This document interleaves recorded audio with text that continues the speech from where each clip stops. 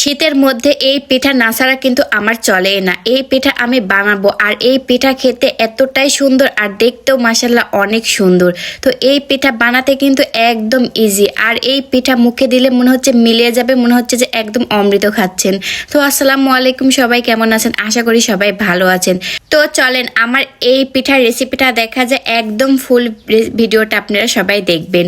তো আমি এখানে একটা কড়াইতে নিয়েছি আধা কাপ পরিমাণ নারকেল কুড়ানো, তারপরে দিয়েছি আমি 3 কাপ পরিমাণ পানি আর নারকেলটা যখন বলক হয়ে গেল গরম হয়ে, তখন আমি এই ক্ষেত্রে দিলাম 1 কাপ হলো সুজি।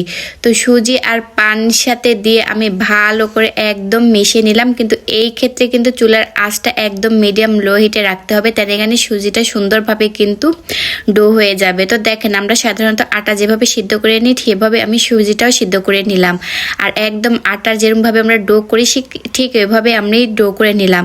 তারপর আবার আমি সুন্দর করে হাত দিয়ে মথে নিলাম, তো নিয়ে একটা স্মুথ ডো তৈরি করে নিলাম।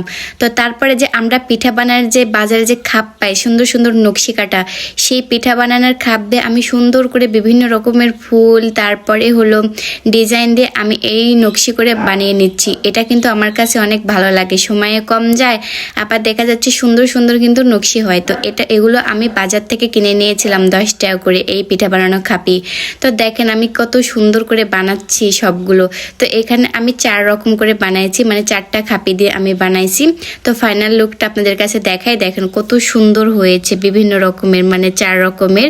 তো তারপরে সবগুলো আমার পিঠা বানানো হয়ে গেল, আমি এইভাবে 4 রকম করে বানাইছি। তো এই ক্ষেত্রে আপনারা চাইলে হাত দিয়েও ডিজাইন করতে পারেন। তো আমার কাছে মনে হলো যে সময় কম যাবে, আবার দেখতেও ভালো লাগবে, সেজন্য আমি এই খাপি দিয়েই বানাইছি।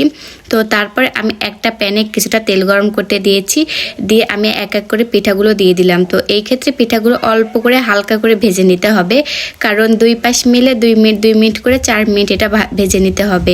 এই ক্ষেত্রে লক্ষ্য করে রাখবেন যেন বাদামি কালার না হয়, পিঠার কালারটা যেন হালকা সাদাই থাকে, তাহলে কিন্তু পিঠাটা দেখতে অনেকটা ভালো লাগবে। তো দেখেন আমি কিন্তু হালকা করে সবগুলো ভেজে নিয়েছি, দেখেন কত সুন্দরভাবে কিন্তু ভাজা হয়ে গেছে। তো আমার যখন ভাজা হয়ে গেল এক এক করে আমি কিন্তু পিঠাগুলো উঠিয়ে নিলাম। তো ঠিক আমি যেভাবে ভাজেছি ঠিক এভাবে ভাজার চেষ্টা করবেন।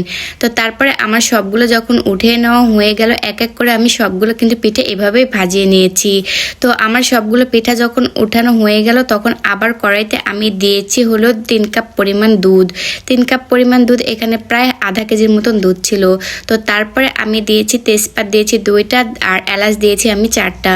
তো তারপরে আমি দুধটা যখন গরম হয়ে আসলো একদম উতলে আসে, এই ক্ষেত্রে আমি আবার দিয়েছি পরিমাণ মতো চিনি। তো চিনি এখানে আমি প্রায় 1.5 কাপের মতন দিয়েছি। তো চিনি আর দুধ আমি ভালো করে মিশিয়ে নিলাম। চিনিটা যখন গলে আসলো আর দুধটা যখন হালকাভাবে আবারও হলো উতলে আসলো, তখন আমি এই পিঠাগুলো দিয়ে দিলাম। তো পিঠাগুলো আমি সবগুলোই কিন্তু দিয়ে দিয়েছি। তো এই ক্ষেত্রে আর ঢাকনা দেওয়া দরকার নাই, তাহলে কিন্তু পিঠা একদম গলে যাবে, তাহলে কিন্তু পিঠা একদম আটাঘাটির মতন হয়ে যাবে। তো এখানে মাত্র 2 থেকে 3 মিনিট আবারও জাল করে নিতে হবে। 2 থেকে 3 মিনিট জাল করে নেওয়ার পর আমি চুলাটা একদম অফ করে দিয়েছি। তো চুলাটা অফ করে দিয়ে এখন আমি ঢাকনা দিয়ে ঢেকে রাখবো 15 থেকে 20 মিনিট। তো 15 থেকে 20 মিনিট পরে দেখেন আমার পিঠা কত সুন্দর একদম দুধে ভিজে টস টস করতেছে। তো এটাকে আমরা বলি সুজির নকশি দুধ পাকন পিঠা। তো আমার এই সুজির নকশি দুধ পাকন পিঠা কেমন হয়েছে অবশ্যই কমেন্ট করে জানাবেন, আর রেসিপিটি ভালো লাগলে একটি করে লাইক কমেন্ট করবেন। তো আজকের ভিডিওটা এ পর্যন্তই।